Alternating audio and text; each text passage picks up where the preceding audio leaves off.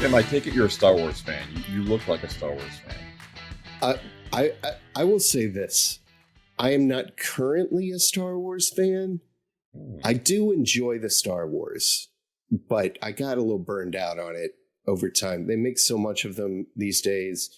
I'm trying to make my way through Andor right now. By the way, this is a curveball. I had no idea you were going to ask me this question, but yeah, I was the target demographic when by the time Empire Strikes Back came out, I think it was like 10 or something. Yeah. So yeah, I hit perfectly. I had all the action figures. Yeah. All of the everything. Yeah. And now they're worth, a lot of money. If you have the Jawa, that was, can't remember what dress he had on, if it was cloth or plastic, but one of them is worth like $10,000. So my mom sold them all, practically gave them away in a garage sale when I was gone one day. That sounds like along with my Garbage Pail Kids. Remember those? Oh, man. Yeah. And I was like, Mom, those are going to be worth millions of dollars someday. Well, the reason why I bring up Star Wars is I saw, and I don't know if it's true or not, because, half the things on social media, you have no idea if it's true, but Mark Hamill was giving out autographs and he was charging $500 for a signature. Do you think that's legit? Would you spend $500 if you're a big time Star Wars fan? Wow. I would not spend $500 for the Pope's signature. Like, who spends $500 on a signature? Well, apparently Star Wars fans do. And the reason why I say this is I think we can make a lucrative business at Grocery Next if we have a Grocery Guys booth, Tim, and we sell autographs. I'm starting to like this signature for cash idea a lot more now, all of a sudden. So, Grocery Next is September 10th through the 12th at the Westin Chicago Northwest in Itasca, Illinois. So, it's filling up fast. Go to supermarketnews.com, register for it. I know Tim's been a big-time supporter and big-time playmaker of this event, so it's going to be a great event. It's going to be hot, hot, hot. Temperature-wise, it might be really hot. It might be hot, actually, but it's going to be a great time. Yeah, we're talking about it on the regular here and putting together the board, of all of the grocery industry, top dogs here who are going to be there speaking, and it's going to be amazing. I'm getting pretty excited about it. So I'm thinking we can sell our autographs for like what, $10? You think $10? I'd take $10, no less though. No less though. Right. Easy money. I draw the line. You got to draw the line somewhere. I don't want to damage my brand here. Well, and you're working on your brand right now. Look at you. You got your sport coat on. You're making me look like a slum. That's right. I did that on purpose. I was just trying to, one up you. You're being very, very dapper. But we're going to go to the meat counter right away, man. We're going to go to the meat counter. We got an order of meat here. And the big news this week, anyways, was C&S Wholesale Grocers bought SpartanNash for $1.77 billion. And I believe holy cow. That's big money. Yeah. That's not chump change. They had like, a couple $1 billion burn a hole in their pocket. And coming off of Kroger and Albertsons, they were like, what are we going to spend all this money on, right? Well, you could buy a lot of Mark Hamill autographs for that kind of money, can't you? You could. You could buy, I don't know, a few hundred at least. I think Mark's hand would kind of fall off, though, halfway through it, though. That's a lot of signatures. Oh, all right, Jimbo. Ed McMahon. Hello. And for you, those who don't know by chance, Mark Hamill played Luke Skywalker in the early Star Wars films and the later ones when he reappeared. But just so those who do not know, and there probably are some people that don't know who Mark Hamill is. So we are truly old now if we have to explain who Mark Hamill is, because he was like the most famous person of a generation almost. Like, the guy was incredible. I went to a movie theater that had been around in my neighborhood forever. I saw the original Star Wars in that movie theater, and I was back with my kids seeing one of the more current Star Wars movies. And when I went to the teller, went to the ticket booth to get my tickets, I said to the, I don't know, the 18-year-old that was in the booth, I'm like, I saw the very first Star Wars in this very movie theater. And he looked at me like I was an alien. So, and he was like, what's Star Wars? Yeah, what's Star Wars? Exactly. I don't know what I'm doing here. But he looked at you like you were Admiral Akbar. Who's that? That's a reference he would not have gotten. No, he would not.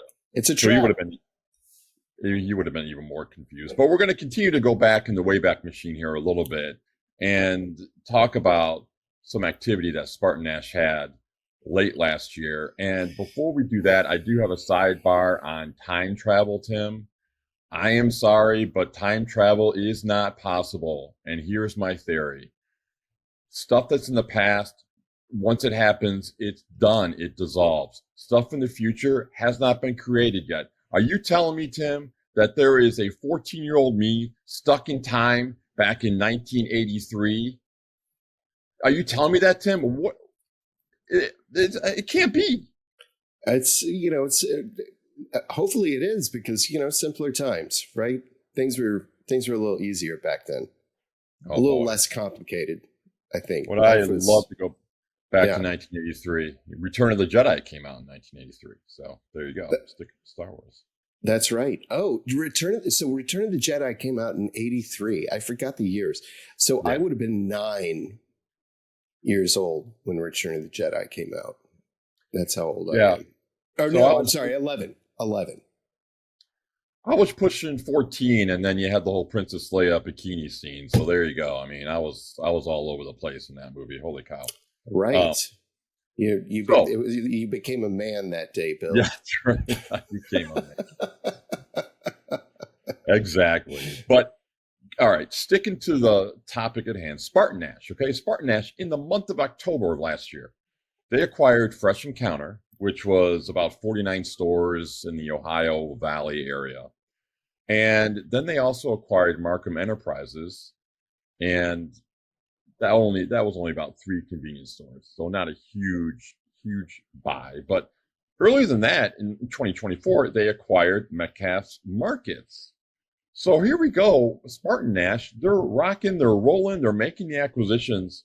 And they said at the time of the Fresh Encounter and the Markham Enterprises acquisitions that they were going to, and this is an exact quote from SpartanNash, they were going to be relentless in M&As, that they saw a big opportunity in convenience especially, and they were going to go after it. So there you have it. SpartanNash was on the move. I thought that they were going to be a major player and they were going to really beef up their game. But then C&S Wholesale Grocers comes out of nowhere, like time travel, poof, like 14-year-old Bill. He just pops out of nowhere. Bump. We Shocking. need to have dramatic music here. We need to really set the scene. So in February, as you know, they bought the 170 or so Winn-Dixie stores that Aldi had. And that's right.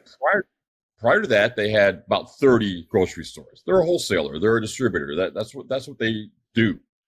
Right. And then they go and they purchase SpartanNash and their 200 stores and 60 distribution centers on Monday. And in the meantime, and you wrote on this story, Tim, in May, they closed the Florida distribution center and laid off 470 people, perhaps preparing for this deal. If they were going to get 60 distribution centers for SpartanNash, why do you need an extra one in Florida? And they are suing Kroger over the failed merger attempt. So I want to get your initial thoughts on this crazy series of events happening right now. Yeah, they got a lot going on. And this really kind of, to me, when I heard about the purchase, the most recent purchase of SpartanNash, it made me think. And really, when they bought the all those Winn-Dixie stores, it made me think. It really kind of debunked the FCC's one of their big arguments in the Kroger Albertsons case. Because just to take a little blast from the past here.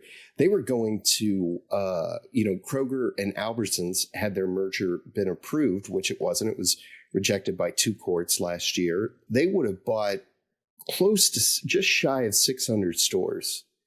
And the argument was these guys aren't prepared to take on 600 stores. What do they know about running a grocery chain, right? And then, so one of the compromises was that Albertsons, one of the top executives at Albertsons, Susan Morris, was going to go over to C&S, and she was going to be the head of retail over there. She was going to be the CEO of retail, not the CEO, but the CEO of retail. And so, and also that number of stores that they were going to have divested, the nearly 600 stores, that had been bumped up just to appease federal regulators. Originally, it was closer to about 400. So the argument was they're not ready. And turns out maybe they are ready. I think a lot of it was federal regulators. I think there was opposition to that Kroger Albertsons deal for a lot of reasons, but I think there was just a lot of concern about what happened with the Albertsons Safeway deal that happened, like 10 years ago? I forget exactly the date, year that it happened. But that went poorly, the divestiture of those stores to a group called Hagen. And then, a lot of those stores ended up closing. Hagen went out of business, essentially, sold a lot of them back to Albertsons. And, I think federal regulators were like, hey, fool us once, shame on you, but fool us twice, shame on us. And so they weren't going to get tricked again. And they said C&S is not even a grocery store company; they're a wholesaler. So there was at a certain part in that deal, Rodney McMullen, the former head of Kroger, who was ousted as a result of this failed merger deal. They say it was for other reasons, but obviously he would still be in that role. I'm right. Assuming had the deal gone through. But at one point he was being lauded as a genius for having come up with this plan, and then when the deal fell through, he was, how could you do this? The critique of that deal was, of course that wasn't going to go through. You're an idiot. So, either you're a genius or a fool here. And I think it's just because it failed. Had it gone through, I think they would have ended up looking pretty good. And clearly C&S was ready to roll. Yeah, you have a complete role reversal here between SpartanNash and C&S. And I was looking back, at some of SpartanNash's earnings reports. I mean, they weren't blowing the doors off of it, but they weren't struggling. They weren't necessarily a struggling retailer. They were holding their own. And with these acquisitions of, that they made in October, that was actually helping their bottom line. So they were doing really well. But do you think this is a case of C&S got a little bit of taste by saying, hey, we're going to get some stores here with the Kroger-Albertsons merger? And then that fell through and they're like, oh, man, we really need to pursue this. And that's what kind of led to all this? I suspect it was more planned out. I think that C&S at some point, within the last few years, decided to buy more grocery stores, and really get into the grocery game. And we've seen this. We were talking about this yesterday, about how you see traditional grocers and wholesalers and all these different sort of aspects of the industry becoming, like grocers used to just be grocers, and manufacturers were manufacturers, and wholesalers were wholesalers. There are all these different companies. But now you see grocery stores getting a lot more into manufacturing. You see them getting a lot more into distribution with these, giant warehouses that are being opened and so forth. So they're all kind of starting to dip into the business of the folks who were their former partners, right? Or their partners. So I think that this is becoming a lot more common, especially, it's no surprise that C&S decided, hey, let's get into the grocery game, because that's happening elsewhere, right? I did do a little bit of research. I don't want to shift gears here too much, but we were talking about this, about where they land in terms of store count in terms of who are the largest grocers.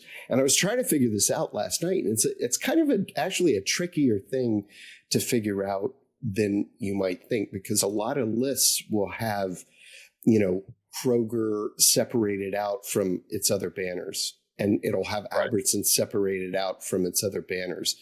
And to me, those banners are all one and the same. It's all the same company, essentially. So, to say that Kroger only has 1,000 something stores is really inaccurate. They really have closer to 3,000 stores because of all of their various banners. But one thing I think I'm pretty certain of is they're hovering, if you consider all of the companies and all of their banners as one company, I think C&S comes in terms of store count, somewhere around top 20, the tail end of the top 20 largest grocery stores in terms of brick and mortar locations. So they're a big player now. They're not just some, maybe they're Johnny come latelys or whatever, but they're going to be a force to be reckoned with, exactly, the way Kroger and Albertsons said that they would be, but just not with the Kroger and Albertsons stores. I think C&S is probably happy about this, that it played out the way that it did, because, now they stand to, potentially reap or claw some of the money back from Kroger of all the money that they spent. That's why they're suing them right now, is because they spent a lot of money on the merger deal trying to get ready for that, and it's all for nothing. And also, they were not super happy about the divested stores that they were in line to buy. They wanted the Safeways. They wanted the Vons. They wanted the Tom Thumbs. They wanted the Kroger and Albertsons big kahuna banners. And they got stuck with, sort of the duds in a lot of ways. They're less popular banners. And they wrote a letter to the Attorney General of California, which I'm assuming is in response to questions. The LA Times wrote about this, I think about a year ago, that it came out in court in the Portland case, in the case that was being tried in Portland on the merger deal, that they had written a letter to the California AG saying, these are the worst. And that's a direct quote, the worst stores. So, perhaps they are better off anyway, not buying those worst stores and getting, some of these other deals. I would be interested to see a side-by-side comparison of the success or failure of these various banners, of what they would have bought under the divestiture versus what they ended up buying. I bet they got a better deal. I'm sure they did. C&S Wholesale Grocers, with all the acquisitions, I believe their store count is now about 400. Yeah, it's right around 400 now. So do you think, since they are their roots are in wholesale distribution, they might have an advantage when it comes to pricing, when it comes to CPGs, and, they have traditionally been the middleman, and now they own their own grocery stores. I know they did own a little bit in the past, but does that come into play at all? I can't see how it wouldn't, Yeah. It's definitely a feather in their cap that they've got a bargaining chip that a lot of their competitors might not have. And certainly the Walmarts of the world and the Krogers of the world got, a lot of leverage as well in those areas, but they might not have the same kind of leverage. That's a really good question that I just don't know the answer to. Yeah, I'm going to say they do. And I'm going to say that they can really use that in terms was that the paper or plastic question of the week? No, I got it coming up. I got it right now. All right. Paper or plastic, Tim, is C&S done making deals? Or are they going to go after more? Man, that's a really good question. I will have to admit here, I'm a bit remiss in my, sort of laser focus on Kroger and Albertsons last year. I didn't pay as close attention to C&S, to what they were doing and what they are. I wrote several stories about them, but in terms of their, ability to handle all of this, there were a lot of opinions at the time. But clearly, there's a lot that C&S knows that we don't. It wouldn't surprise me at all if they buy more but I get the sense that maybe SpartanNash is sort of the big purchase, and maybe that's the big fish, and maybe they end up making some other smaller acquisitions. But I think that's probably going to be it for the time being. But who knows? It's anybody's guess. Yeah, I mean, if you look at where these stores are, SpartanNash, heavily located in Michigan, Winn-Dixie, more south, but along that Mississippi River kind of line there. So I really don't see them expanding out east or out west. Like you said, I agree that there might be some smaller purchases in the Midwest area, maybe southern area a little bit here and there, but definitely makes for an interesting environment. And also, if there's going to be anyone else that steps up and kind of counters C&S's move. So you never know. Yeah. It's a big question, and just like we saw on Friday, Kroger's going to be closing up about several dozen stores, about 60 stores total. Yeah. I know that they have plans in the works for some new stores. So, I haven't gotten a chance to look closely enough at this, but certainly those duds that C&S didn't want, those are probably the stores that are closing down. I would suppose they're not closing the good ones. I'm sure. Tim, there's two things I want you to do before the next podcast in a couple of weeks. I want you to really question Albert Einstein's theory of relativity. Yeah. Okay. I want you to really question that. All right. And I want you to practice your signature. You got to get your signature down. I got a great signature. But you know what? When you're looking at like 100 signatures, you got to make it quick. It's got to be like. Well, having a very long last name, I discovered as a small child at some point that I didn't have to write the whole thing out. So my signature just became a scribble of sorts. And it makes me feel like a rock star when I do that. But it's mainly because I'm lazy. Yeah. Well, we'll take the rock star option, though. Okay, Tim, we'll go with that. Okay. I want to see your signature, Bill. You know what? I've been always impressed with my own signature, but I rarely get compliments from anybody. So I guess I only impress myself. Nobody ever compliments you on your signature. Is it B. Wilson or just B? No, you know what? It's Bill Wilson, and you can see every single letter. So it's like, and it's wavy. It's really the sign of a creative person, Tim. It really is. Yeah. But you are a creative powerhouse, Bill. Yeah, right. Yeah. Well, I'd like to think so, but that's in my own mind. But you're just pumping out content like crazy. You're doing the videos. You're doing the grocery guys. Like you're a force to be reckoned with here. I have recently come up with a different signature when I just don't want to sign things. It's like an agreement clause or whatever the hell you're doing. I just like, it's like, it's scribbles. It's basically scribbles. I don't care. Right. Right. All right. Well, on that note, we're all going to practice our signatures and make it quick. And then, I don't know, maybe create a time travel capsule. I don't know. Yeah. Go back to simpler times, That's great. For Tim Inkelbarger, I'm Bill Wilson. Have a great rest of the week into the future, everybody. Into the future. And beyond. And beyond.